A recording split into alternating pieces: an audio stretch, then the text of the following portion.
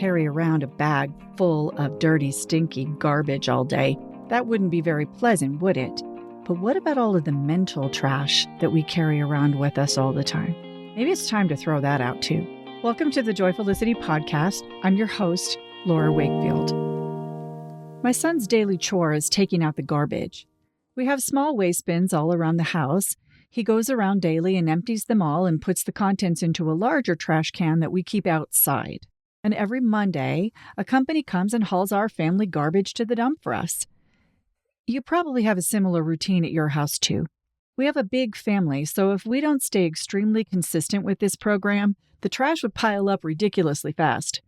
Sometimes I am amazed at how much we're able to generate and how quickly actually, because I don't consider us particularly wasteful or excessive people. But somehow the garbage cycle keeps on week after week after week. What goes into the can? All kinds of things: food scraps, empty cartons, old school papers, various stinky, smelly things, broken items, random things that I can't even identify and don't know why we even have them in the first place. Basically anything we don't want anymore. We do recycle what we can and take loads to Goodwill too, but I'm adamant about sending as much junk out of the house as possible weekly. Why? Well, our health and safety depends on getting old, decaying items out and keeping our home free of piles of stuff that would collect dust and insects.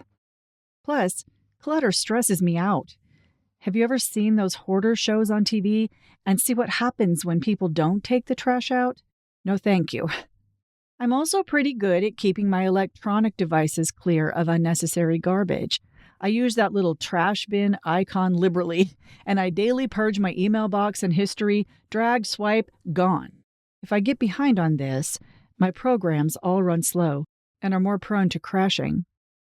Everything just functions better when I keep only the necessary items and dump the rest. For most of us, dealing with our physical and virtual trash is obvious. We understand the benefits clearly, and if we forget, we're rudely reminded quickly by an unpleasant odor or a computer that won't load, so we deal with it then. But what about the garbage that we all carry around in our heads?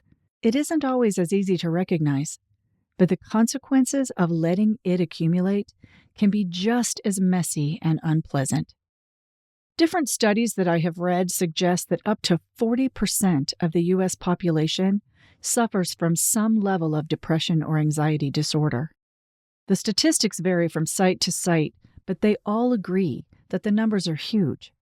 Insomnia, stress, addiction, relationship struggles, these are all evidences of mental garbage run amok. I'm beginning to realize that I need to take this more seriously. I would never go wade through a landfill because I would fear getting sick, plus it would just be gross. But the mental and physical health risks of mind trash are just as real. So what constitutes mental garbage? Well, all of the annoying and damaging thought processes that are no longer or never have been serving us well. Sometimes professional help and even medication is needed to sort through it all and find resolutions. In most cases, though, at least some benefit can be found by taking out the mental trash on a regular basis. So ideas like, say, I can't. Most of the time, to be totally honest, the only reason you can't is because you told yourself you couldn't. You may have physical disabilities or financial situations or things that make it feel impossible, and there, I'm sure, are situations where you truly cannot do something. But in most cases, you can, or you can adapt and find a different way to do it, perhaps, than the way that everybody else does it, based on your circumstances. But those two little words, I can't, usually are why you can't. And often they're the only reason why you can't, is because you believe that. So let's throw that idea out with the trash, and rather than say I can't, ask ourselves the question, how will I accomplish that? Makes all the difference. Another little piece of mind trash. I'm not enough. Fill in the blank wherever you will. I'm not good enough. I'm not smart enough, pretty enough, wealthy enough, young enough. Whatever you're telling yourself that's holding you back from the things that you want, I promise you, whatever you're talking about, say, I'm not young enough anymore to do that or old enough. I bet if you looked into it, you would find somebody exactly your age that was doing that or had done that. And then you realize that that's really just a mental construct that I have put in place that's limiting me. It's not actually real. That's not a fact that you're not good enough or smart enough or pretty enough. Generally speaking, it's just an idea that you have that turns into fact because you say it often enough to yourself to where it manifests that way. So let's throw that idea out. And once again, not just say, I'm not enough. Just ask yourself again, how will I go about doing that at my age? Not that I'm too old or too young, but how can I do it? And it changes everything again. Another little piece of trash is the idea that your past has made you this way so that you can't change.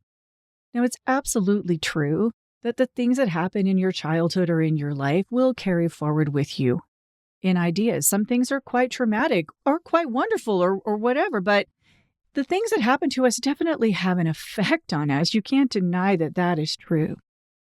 But how you choose to show up going forward in your life, no matter what you have encountered previously, is what creates your future. So you're not bound to certain ideas or life paths because of something that's happened in your past. The past is past. It's not your reality right now. And if it is, then that's a different question. But just because something happened in your past, it didn't create you in an irrevocable way that can't be altered going forward. You have the power to rewrite your story anytime you want. Just rip that chapter out, throw it away, and start writing over again. And again, I'm not trying to minimize. I've had some very, very difficult things happen to me in my past.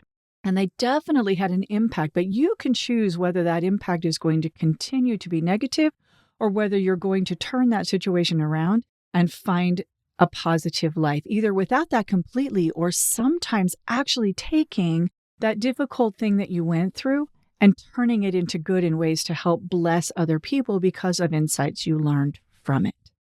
But it doesn't need to hold you back and limit you for your entire life. You may need, again, like I say frequently, you may need a therapist or a friend or somebody to talk it through with in order to get past it. We're not meant to be islands existing on our own. And some things really are tough, but you always have the power to make a new start. Kind of a little bit of a sister idea to that one is it's somebody else's fault that I feel and act this way. Somebody did that thing to me or took that thing from me or whatever. And so because of that, I behave the way that I do. We need to get past that. We need to just throw that one out completely. Of course, people's actions can affect us, absolutely. And sometimes even in ways that are very, very difficult to overcome. I've had a couple of people in my life do some things to me that were really, truly terrible and had long-term effects on me in ways that were very difficult to overcome. However, again, so often we're still being dogged by anger and upset and limiting beliefs because of something that someone did to us or took from us maybe years prior. They may not even be in our lives anymore. And yet we're still being affected by their behavior. And there comes a point in time where that becomes our fault, not theirs. What they did is their fault. So I'm not suggesting that a victim takes on that mentality, that they're responsible perhaps for what someone else did to them. Absolutely not. But years down the road, when you become a grown person or an independent person and maybe they're not even in your life anymore, there does come a point where you take on the responsibility for how you're going to live now anyway. No matter what they did, you are responsible for how you show up in your life going forward. And that is always true. And it's a hard truth if somebody has hurt you deeply and maybe caused you to have these thoughts and feelings in the beginning. But it's always within your power to overcome them and to create new thought patterns now and to reach out to anybody that you need to help you do that if you're struggling to do that on your own. That is your responsibility, but it's also the heart of your very power, that you don't have to live under the shadow of somebody else's actions forever. Another lovely one that I have told myself, and many of us have, is the I have no willpower, so I may as well give up now idea. That is mental trash at its finest, that will clog up our mental capacity to where we just maintain whatever bad habit or addiction or thing that we're trying to overcome. We just sit and do nothing about it because we think we have no willpower. And the problem that I have with that is that that's giving willpower this imaginary idea, that it's this entity that's controlling us, that's separate from us. And it's not. It's absolutely not. Now, I'm not going to suggest that certain things aren't very difficult to overcome. For instance, I was chatting with somebody one time that was struggling with a vape addiction, and the idea that that's easy would be false. I've not ever struggled with that particular addiction, so I would never dream of suggesting that it's not extremely difficult. I couldn't ever want to minimize some of the things that become deeply rooted in our bodies and in our minds, and sometimes just in our physiology, as is the case with a physical substance addiction. I wouldn't want to say that that's easy to overcome. But the idea that you don't have willpower to overcome it is false. And you got to reframe that a little bit and think about it. You have no willpower. Wait a minute. In order to be a vapor, you have to somehow manage to have your juice on hand all the time, keep your equipment working all the time, find time and space. You can't vape everywhere. So you have to always be thinking about, when am I going to do that? If I go to this function, where will I vape? When will I vape? It's constantly in people's minds to make that happen. In order to have that addiction in the first place, they have to have a lot of willpower in order to carry it forward.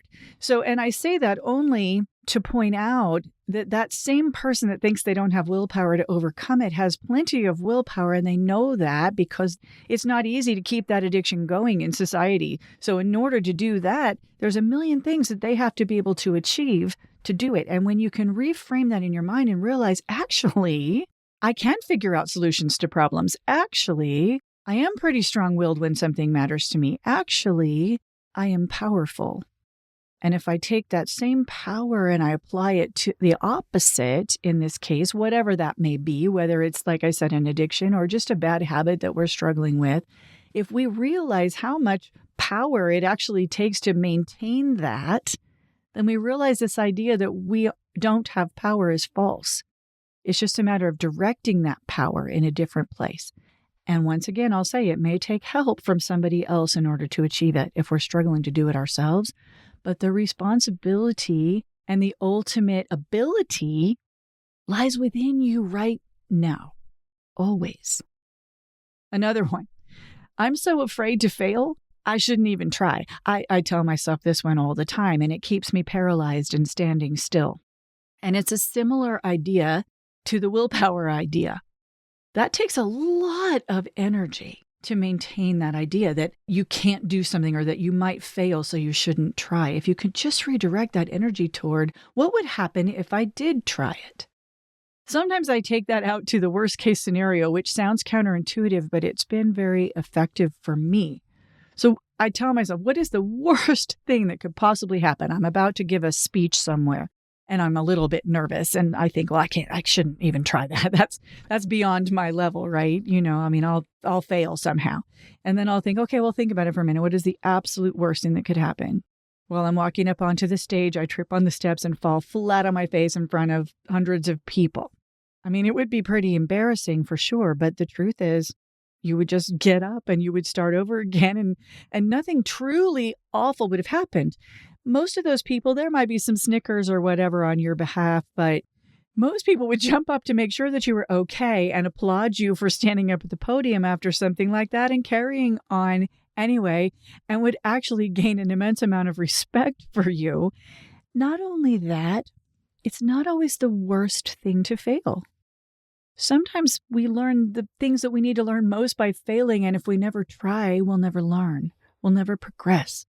So we need to get rid of this idea that failing is somehow this be-all, end-all of horrificness, and just move forward and allow ourselves the ability to try, even though we might fail, and we might. And that's okay. Another piece of mental garbage that I fall victim to sometimes is I need to conform and be like blank. My parents, my peers, my church group, my celebrity crush, whatever. Somebody else that I think is better than me, I need to somehow be just like them. And the problem with that particular piece of mental garbage is that it holds you back from being you. You just become a carbon copy of somebody else, and you're not giving your best gifts and talents and insights and abilities to the world. You're just like everybody else, like those little minions in the movie that are all identical. The world doesn't need that. The world needs you. And if you're copying everybody else, you're not blessing anybody else with that. And you're not living the life that brings you joy and happiness. So we need to get rid of that idea that somehow we need to conform to some external standard that was set by somebody else that has different gifts and thoughts and feelings and opinions than we do. We need to have enough confidence to stay true to what ours are and know that there's a place for them in this world. There may not be a place in their world. We may need to find our own tribe of people that loves and supports us the way that we are, but there is a place for everyone out there. And it's important to find it, to find peace. There's so many more examples of just these limiting beliefs that hold us back from peace and progress. They make us feel inferior and afraid and simply stuck. What if you could wake up in the morning free of these distractions and live your life with joy, believing in infinite possibilities? Guess what? You can. So I'm going to give you a little idea here that you can take with you that has helped me a great deal. So imagine going forward that you have one of those little garbage bin icons that are on your phone and electronics, like in your email, those little garbage bins. Imagine that you have one of those little icons in your mind. And when negative thoughts crop up, simply mentally drag them over there and delete them. Poof, gone. Just like that. That might sound like a silly exercise, but it's surprisingly effective. You can do this as you go along throughout the day to reset your thinking, but also it can be done on a daily or weekly basis. Sit down and have a moment with yourself and review what thoughts you've had throughout that day or week and examine whether or not they were helpful or harmful. Take the harmful ones and drop them in the bin. The more you do this, the more in charge of your thoughts you will feel, and therefore more in charge of your future that you will be. It's a habit that gets easier over time. So start today. Thanks, everybody. Have a wonderful day. Thank you for joining me today on the Joyfulicity podcast. If you enjoyed this episode, please like and share, and come follow me on all major social media sites at Joyfulicity or on my website, joyfulicity.com. You can follow the link in the description for this episode to all of the places that we can connect. Have a great day, everybody, and remember, dare to dream, plan to play, live to learn.